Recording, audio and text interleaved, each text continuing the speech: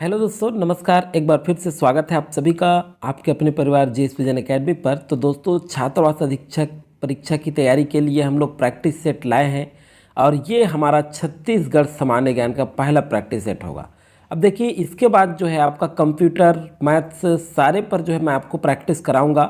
और जो गणित में कमज़ोर हैं, जिनसे गणित दिक्कतें जाती हैं, गणित का तो अच्छे से करिएगा क्योंकि हॉस्टल वार्डन में बहुत ही महत्वपूर्ण स्थान रखता है वो। और देखिए, कंप्यूटर का भी कराएंगे। एक चीज़ बता दूं दोस्तों, सीजीपीएससी के बाद हमारा सफल टेस्ट सीरीज शुरू हो रहा है छात्रावास अधीक्षक के लिए। तो जो भी स्टूडेंट्स नए होंगे, जिन्होंने अभी तक ज्वाइन नहीं किया चैनल को, ज़रूर ज्वाइन कर लें।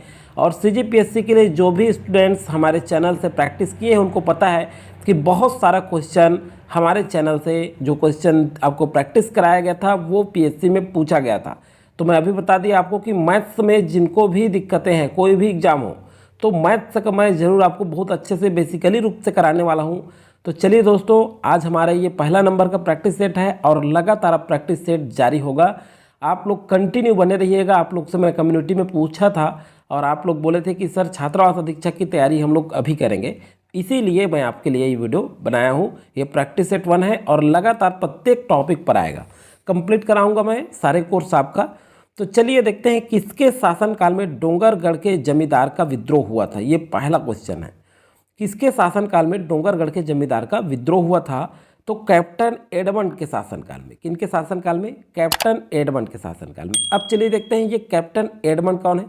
तो कैप्टन एडमंड ये ब्रिटिश अधीक्षक थे। ये क्या थे? ब्रिटिश अधीक्षक थे, आप सभी जानते हैं। और दूसरी बात यह है कि 1818 में, कब? 1818 में ये डोंगरगढ़ के जमींदार का जो विद्रोह हुआ था, ये जो है कैप्टन एडमंड के शासनकाल में हुआ था। अब देखिए, यही जो कैप्टन एडमंड है, ये प्रथम सुपरिटेंडेंट भी है। ये क्या है? प्रथम सुपरिटेंडेंट भी है। और याद रखिएगा, या प्रथम ब्रिटिश अधीक्षक कौन है, ये आपसे क्वेश्चन पूछा जाए एग्जाम में। देखिए, थोड़ा सा आगे पीछे करके पूछता है, तो कैप्टन एडमंड ही आपका आंसर आएगा। दूसरी बात है कि नागपुर के भोसला राज्य पर ब्रिटिश संरक्षण के अंतर्गत छत्तीसगढ़ में नियुक्त ये पहला ब्रिटिश अधीक्षक थे। किसके अंतर्गत? नागपुर के भोसला राज्य के अंतर्गत। याद रखिएगा, नागपुर का जो भोसला राज्य था, उसके अंतर्गत ये ब्रिटिश संरक्षण के, किसके? ब्रिटिश संरक्षण के अंतर्गत छत्तीसगढ़ में नियुक्त ये पहले ब्रिटिश अधीक्षक थे। इतने सारे इंपॉर्टेंट क्वेश्चन बनते हैं आपके। तो देखिए दोस्तों, मैं आपको जितना भी इम्पोर्टेंट बनता है, सारे क्वेश्चन आपको क्लियर कराते चलूँगा। और इस तरह से आप तैयारी करेंगे तो श्योर है कि आपका एग्ज़ाम बहुत जल्द ही निकलेगा। जिस लक्ष्य के लिए आप पढ़ाई कर रहे हैं, वो आपका कारगर सिद्ध होगा। चलिए, सेकेंड क्वेश्चन है, किसान सभा का अधिवेशन किस स्थान पर हुआ। तो देखिए, किसान सभा का अधिवेशन है, ये किस स्थान पर हुआ? तो ये रायपुर में हुआ। और रायपुर के किस स्थान पर? तो चांदनी चौक में। मान लीजिए कभी कभी उस जगह को एग्जैक्ट पूछ लिया जाता है, तो उस जगह का भी हमको नाम याद रखना है। तो किस जगह पर? चांदनी चौक में। और अध्यक्षता किसने की थी? तो ठाकुर प्यारेलाल। किसने? ठाकुर प्यारेलाल सिंह ने इसकी अध्यक्षता की थी। और ये जो किसान सभा का सम्मेलन है, ये कब हुआ था? मान लीजिए इस टाइप का क्वेश्चन पूछा जाए तो पूरा डिटेल पढ़िए इसका, जो जो इंपॉर्टेंट है, जो जो आपके एग्जाम में पूछे गए, इससे क्वेश्चन बाहर नहीं जाएगा। तो 1932 में। तो ये दोस्तों, इतना आपको याद रखना है। और ये जो तैयारी है, ये आपको पटवारी के लिए या कोई भी सीजी वापम या सीजीपीएससी के एग्जाम हो रहा है, उसके लिए बहुत ही इंपॉर्टेंट होगा। चलिए, नेक्स्ट है, निम्नलिखित में से किसे स्वतंत्रता आंदोलन में विदेशी सामान की बिक्री में, मैं हो गया है, मैं कर लेंगे, धरना प्रदर्शन के लिए जेल में रखा गया था। तो निम्नलिखित में से किसे स्वतंत्रता आंदोलन में विदेशी सामान की बिक्री के लिए ये लोग धरना प्रदर्शन किए थे, जिस कारण से जेल में रखा गया था? तो देखिए, केतकी बाई, इनको भी रखा गया था, केजाबाई, इनको भी रखा गया था, मुटकी बाई, इनको भी रखा गया था। तो सही आंसर है उपरोक्त सभी। तीसरा का सभी, उपरोक्त सभी। इसका नेतृत्व किसने किया था? अगर मान लिया जाए, पूछ लिया जाए कि स्वतंत्रता आंदोलन में जो है नेतृत्व किसने किया था विदेशी सामान में, जो धरना प्रदर्शन कर रहे थे उसका, तो ये केतकी बाई, ये थी नेतृत्वकर्ता। क्या थी? नेतृत्वकर्ता। ये याद रखिएगा, इस तरह से क्वेश्चन पूछ लिया जाता है अलग अलग, इसलिए आपको पूरा डिटेल बताते चलूँगा।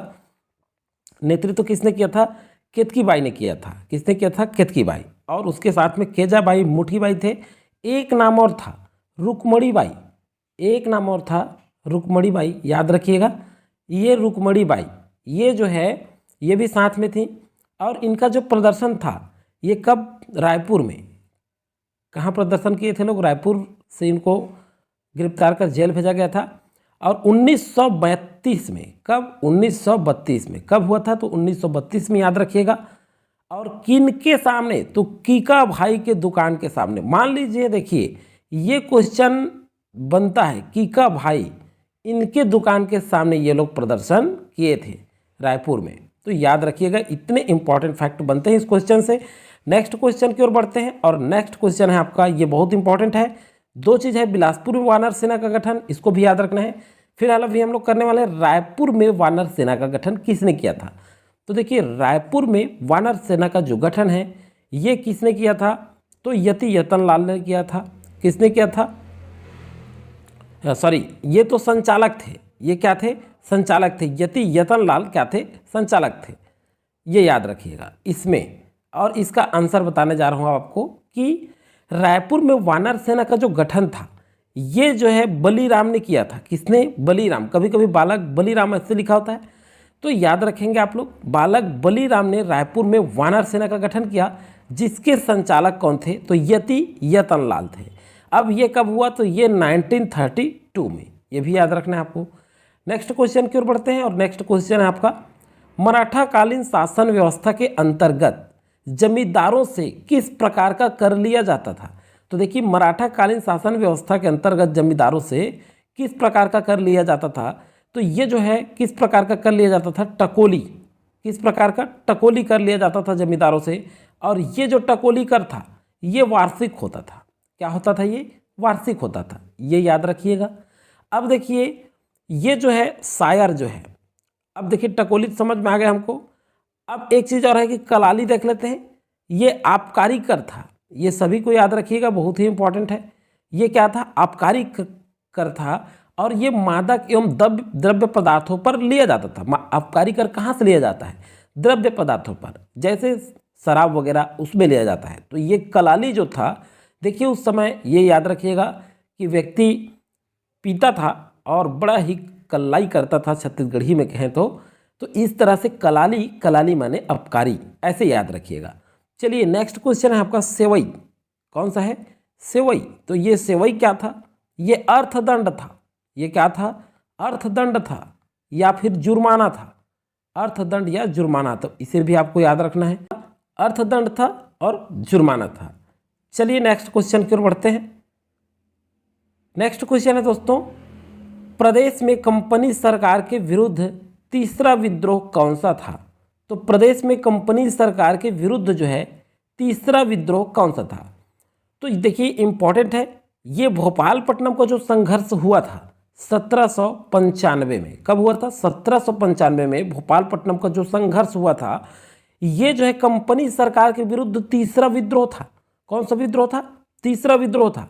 अब याद रखेंगे इसमें जो है एक और हम लोग देखेंगे इससे कि ये जो है भोपालपट्टनम का जो संघर्ष था ये कब हुआ था? 1795 में। अब चलिए इसी से इंपॉर्टेंट और देखते हैं, परलकोट का विद्रोह। ये जो परलकोट आप लिखा हुआ देख रहे हैं, तो ये परलकोट का विद्रोह आपसे अगर मान लीजिए एग्जाम में पूछ लिया जाए तो परलकोट का विद्रोह है ये 1825 में हुआ था और बहुत ही इंपॉर्टेंट है, एग्जाम में पूछा गया है। शासक कौन थे परलकोट विद्रोह में? तो महिपाल देव। कौन थे?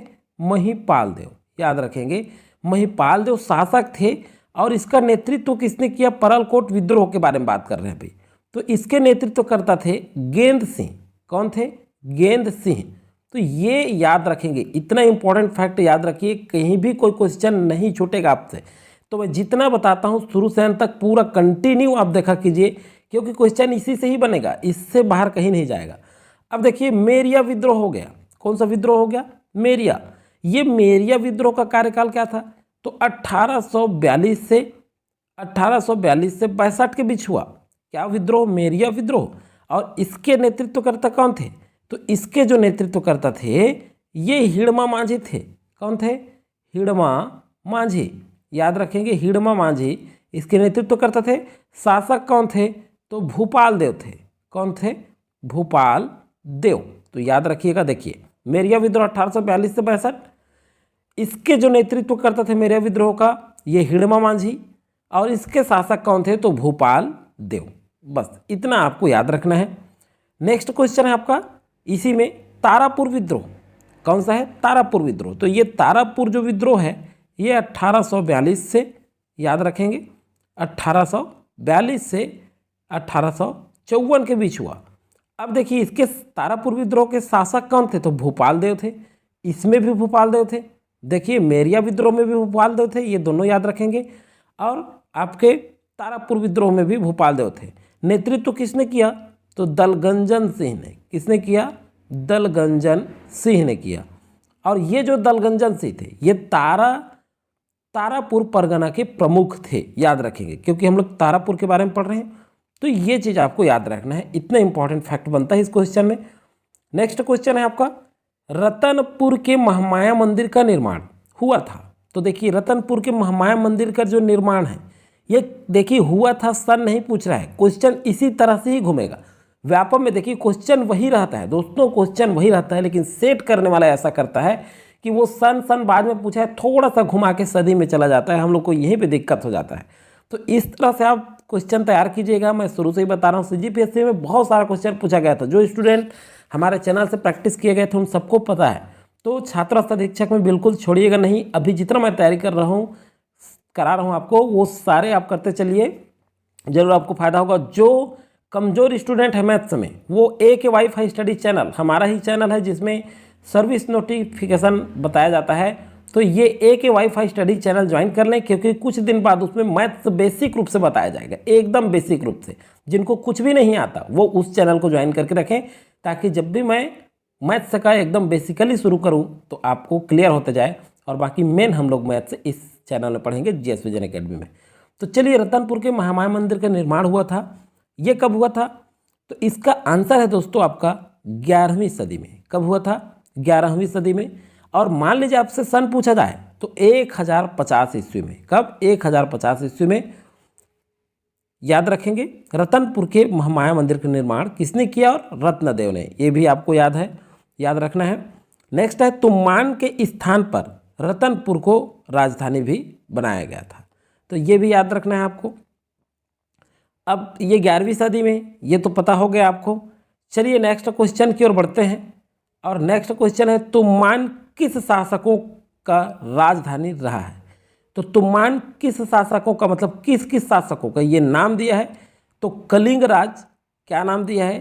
कलिंग राज, ये तो शासक थे ही। कमल राज ये भी थे। और तो इसमें आंसर आ जाएगा A और B दोनों, मतलब कलिंग राज और कमल राज दोनों ने शासन किया। कहाँ से? तुमान से। तो याद रखेंगे। अब देखिए ये तुमान से एक और हैं जिसने शासन किए, तो कौन है?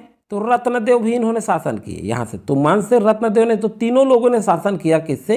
तुमान से। अब देखिए क्वेश्चन ये बनता है कि ऐसी कौन सी जगह थी जहाँ से कलिंग राज, कमल राज, रत्नदेव ने शासन किया? तो तुमान थी।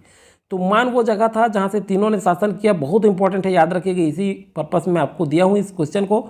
और जो है हिस्ट्री में और बहुत सारे क्वेश्चन करने वाले हैं अभी। चलिए नेक्स्ट क्वेश्चन आपका, निम्नलिखित में से किस शासक को है वंशी शासक के रूप में जाना जाता है? तो बहुत इंपॉर्टेंट है और आप सभी जानते हैं। देखिए कलचुरी राजवंश, इनको वंशी शासक के रूप में जाना जाता है। नेक्स्ट क्वेश्चन है आपका, प्रदेश की प्रसिद्ध पंडवानी गायिका श्रीमती तीजन बाई को कौन सा पुरस्कार से सम्मानित किया गया है?